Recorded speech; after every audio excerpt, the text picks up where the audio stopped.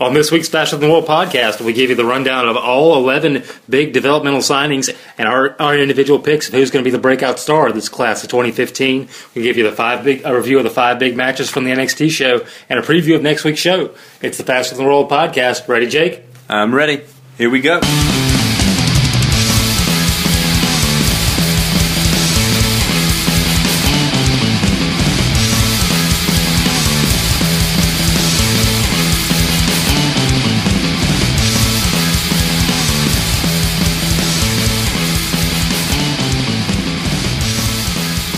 Hello again, and welcome to the Faster Than the World podcast. I am Jake. This is the Amazing Fritz. We're going to do something a little different this week. Straight out the gate, big news in the WWE developmental world. They announced 11 big signings this week. What do you think about that, Jake? I think it's pretty fucking cool. They called this the most diverse international roster they've ever had. Yes. We're going to call these guys the class of 2015 for short.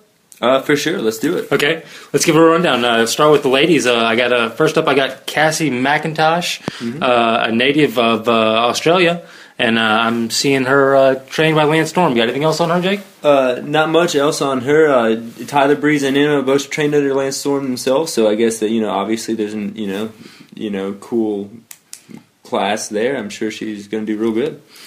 Yeah, and then next up, I got fellow Aussie Jessica McKay. Yeah, don't know much about her. I know she wrestled in Shimmer, so that's probably the best all-women's promotion in the world. So if she's affiliated with there, I'm sure she's going to be pretty good, just like Cassie. And the final lady of the group, and I'm going to try my best to pronounce this name correctly, Nahumph Al-Arabi. The only thing I have on her is she speaks Arabic as well as English. So it looks like they could be doing some more crossover tours with like Sami Zayn. Yeah, well, that would be cool. Yeah. Moving on to the guys. First up, I have Alex Terscher out of Germany. Anything on him? No, I don't have anything on that guy. Gotcha. Next up, out of Mexico, my fellow luchador, Oscar Vasquez, a.k.a. Magno. You guys might have seen him on Lucha Libre USA. You might have seen him on TNA. He's also showed up in my local federation, CWF Mid-Atlantic, a favorite of mine that I've seen that federation live a few times. I always put on a great show. So shout out to CWF Mid-Atlantic. You're going to hear their name again on this list. Nice. Yeah, Juarez, Mexico. Wears a mask. Pretty cool. Even in the photo they have there, he wears the mask. So good to keep it. Dual citizen of the USA and Mexico, so travel shouldn't be a problem. And we're going to finally get a luchador and cut some promos. That's exciting. Mm-hmm. Next I'm seeing is Radomir Petkovic. Yeah. I'm going to call him my dark horse pick out of this class. Like, if you look at the side of this class, this guy is a monster compared to everybody else. Head and shoulders above everybody. Built like truly a monster. Just ripped everywhere. Huge. I believe he's got a Greco-Roman background. Yeah, wrestled in the World Championships in 2007 for the amateur wrestling, and 6'6", 282 pounds. And if you YouTube him, he's got a lot of funny hype videos of Linkin Park playing him. Just like gotcha. I guess he was a bit of a celebrity in Serbia, where he's from. Yeah. Sports hero in Serbia. That's pretty neat. I'm curious to see if English is going to be a challenge for him, but he's got that potential to be on the upside. He could be another Brock Lesnar. On the downside, I guess he could be a Vladimir Kozlov. Looks real impressive. Yeah. So So he's my dark horse. This guy could keep an eye on him. He could be huge in WWE as well as literally, because he's literally huge right now. Next up, I'm showing Peter Howard. Mm-hmm. What you got on him, Jake? Former discus champion. I don't know much about his wrestling background, but fellow, it's kind of cool. Coming from, I ran track in high school and stuff, so that's kind of interesting. And he doesn't really look, he doesn't look as physically as big as, Radomir, but let's wait and see. It doesn't say much about his wrestling background, but he is from England, so I know that that's a hotbed nowadays for wrestling. Yep, and last up, the 4 American guys they announced this week. First up, I'm showing Kenneth Crawford. I want to give a shout out to him because he's from Chicago but raised in North Carolina, so shout out there. He's a USMC veteran and a standout high school athlete. Holds a number of records in, I guess, Anson County, North Carolina. Yeah, I don't know even. Yeah, I'm not sure where that is right now. But big ups to the hometown, our home state boy. Yep. And then I got Thomas Kingdom. Mm-hmm. Anything on him? He was a bodybuilder, was a power lifter, but I couldn't find anything about him as far as a wrestler. He is from Michigan, though. Gotcha. I want to give a quick shout out that I found most of the deepest coverage I found was on the Miami Herald page. They gave lots of good individual articles on a lot of these guys. And I guess finally we're going to come to our individual picks of I think who we're going to each pick as the standout of this class. Who's going to be the breakout star of NXT. We're going to do a little throwback on NXT. And we've got a definite difference of opinion on this one. So, Jake, let's go with you first. I would go with, I think it's Segu Uha, which if you've ever watched Dragon Gate, Evolve, or recently PWG, he's wrestled on there. He looks like a giant in the indies, but he can do all the moves that the cruiserweights or light heavyweights can do. He's from Atlanta. He makes everything look too easy. But standing in this picture today, like the picture I saw today with him and compared to all the talents, he does look kind of small. So he's not as big as you might have thought if you've only seen him on Dragon Gate and elsewhere. Yeah, so the indie federations, they pair him up with a lot of the smaller guys. I'm kind of worried that he's going to just look like just another smaller guy. They got Neville at the top now. They got Kalisto. So he might be mishandled a little bit, but I'm definitely looking forward to his matches against maybe like a Hideo Itami or a Finn Balor in NXT. Awesome. I definitely think Uha is definitely a standout guy. He's an amazing athlete. I think that developmental is definitely the right place for him to be. That being said, I think my pick is going to be the breakout. I think people that don't know who he is are going to learn quick. I think he's going to be the first guy of this class to end up on TV. He might even leapfrog some of the current NXT roster and get on SmackDown or Raw quicker. My pick for this NXT signing class of 2015 is Levis Valenzuela Jr. He is another CWF Mid-Atlantic guy, trained under another indie favorite of mine, Trevor Lee. His character was Manny Garcia. I've seen him 2 or 3 times live at the CWF Mid-Atlantic Sportatorium. He was there, I guess, I'm not sure the name of their title, but it was the equivalent of the Intercontinental title, like their second belt. Guy's amazing in the ring. He had his character clearly thought out. He played a very Dominican kind of Jorge Estrada kind of character. Mondo Estrada? Really committed to his character. Very charismatic. Moved in the ring great. A curious thing I noticed about him that's really stood out to me when I saw him live was his footwork was phenomenal. He was always exactly where he needed to be. He didn't waste a lot of movement. He was always in the right spot to take a bump for the face. He didn't waste much motion. And then reading up on him this week, I see that he's an award-winning ballroom dancer in college. I found that to be very interesting. And when I saw that, it really clicked for me because I was like, I see that in how he moves. He flows so easily. He's got an easy charisma. He cuts promos great. I think he's got truly the full set of tools that WWE is wanting. I see this guy really breaking out. And again, I want to give a huge shout out to CWF Mid-Atlantic. That's a federation nearest to us in Gibsonville, North Carolina. I've been to see them 2 or 3 times. They put on an amazing show. Whoever books for them has a phenomenal eye for talent. And if you're listening to this, go support indie wrestling. Oh, yeah. Live wrestling is phenomenal. It's a different thing than watching it on TV. It's a different experience. And watching it's great to see these guys that are young and hungry develop into stars and see these young guys get a chance. It's a lot of fun. It's really fulfilling as a fan. And personally, I love yelling at rednecks, so live wrestling is really important. So, yeah, support indie wrestling. We're really lucky in North Carolina. We get to go to a lot of shows. We've got CWF Mid-Atlantic, not even 15 minutes from your door. Right. We've been to see PWX that I believe is headquartered out of Charlotte, but we've seen them in Winston. And then in the eastern part of the state, there's also Omega, run by the Hardy Boys. Now, we've seen all 3 of those between us, and they all put on great shows. I'm sure wherever you're listening, find any wrestling, go see somebody. And if you're listening to this, Samoa Joe will be in Charlotte this Sunday, and then I think May 2nd is the next big Omega show. So, yeah, if you're in the North Carolina area, don't forget to go to those 2 things. Yep, support indie wrestling. But moving on to this week's NXT. Pretty fucking awesome show. 5 big matches. I enjoyed it. Yeah. Always. More wrestling, less promos. And fantastic. This is CJ Parker's swan song against Solomon Crow. Yep, the farewell to CJ Parker match. Speaking of indie wrestling, CJ Parker's in CCW now, which is kind of making cool. Headlines, yeah. But this match was pretty good. Crow dived under the middle rope, which is kind of awesome. I always like to see that kind of variation. Yeah, of the, following a springboard forearm or clothesline. Suicida. Yeah, and then do a tope suicida out of the between the bottom and middle rope. Perfect.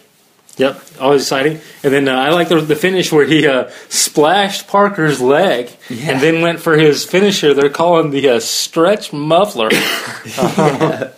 I love any kind of where you work one body part over. I guess it's just the Mid-Atlantic, Arn Anderson. Wrestling fans like submission. Yeah. So he dove on the leg, and then I guess that's why C.J. Parker left the company. You don't want to get beat down like that too often. Yeah.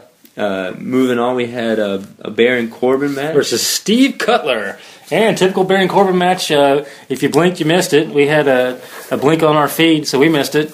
We assumed he went with the end of days to win. No, we saw the replay. Yeah, the replay did cut to the end of days to win, but pretty awesome. Baron Corbin, they're putting him over real strong despite his victory in the first round, or his loss in the first round of the Access tournament last week. Still putting him over strong against back on the victory trail for the Wolf. Poor Steve Cutler. Then we go to a Zayn promo in the back where he doesn't have the belt, but he still feels like there's a target on his back with Rhino and everyone trying to challenge him. And they're going to go to a big match, the main event tonight, which is Rhino versus Sami Zayn. Another good promo from Zayn, building up the main event for tonight's show.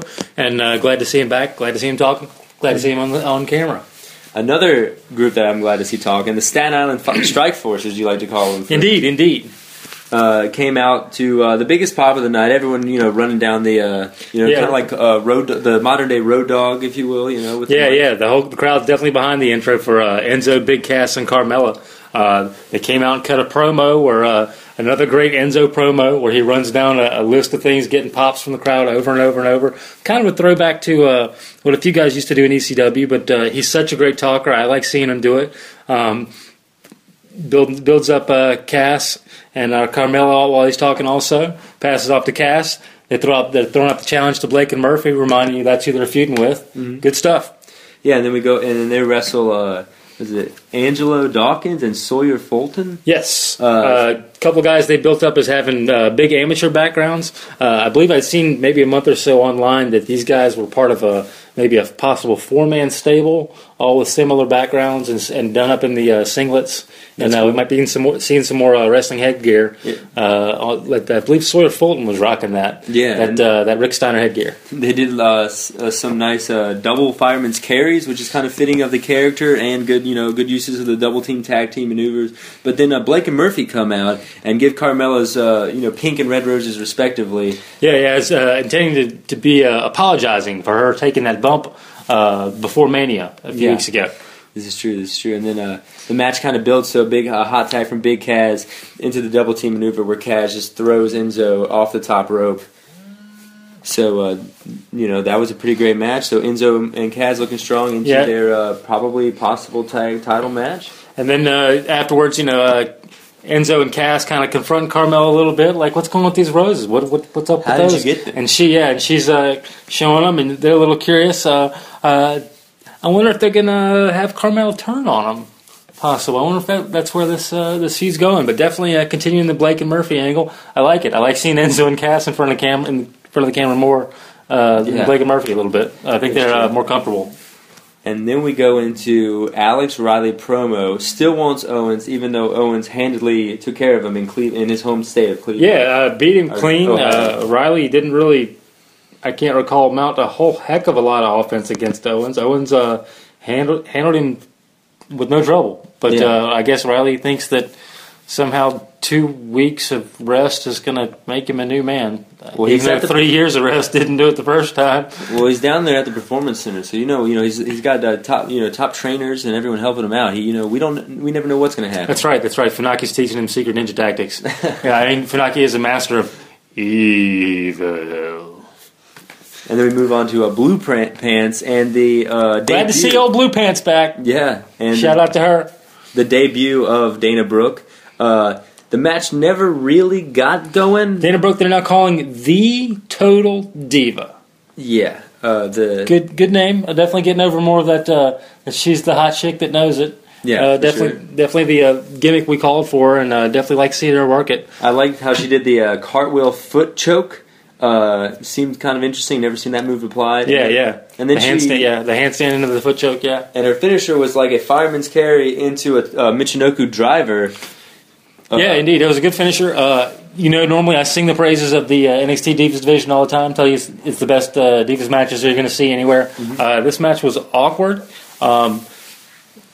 Dana's definitely new to the ring. However, what I liked from her is she was a heel and she stayed on offense. There wasn't any time where the two of them were on opposite sides of the ring, just kind of staring at each other like, what do I do? So I guess credit to Blue Pants, who we know has got some training and some almost a veteran, you might say. Yeah. So credit to her that she kept Dana in position and moving, and Dana's confident enough to just throw forearms and do things like that you don't really see from a lot of the fitness models that WWE likes to hire. Oh yeah. So not a great match, but saw potential in the match. For sure. Yeah.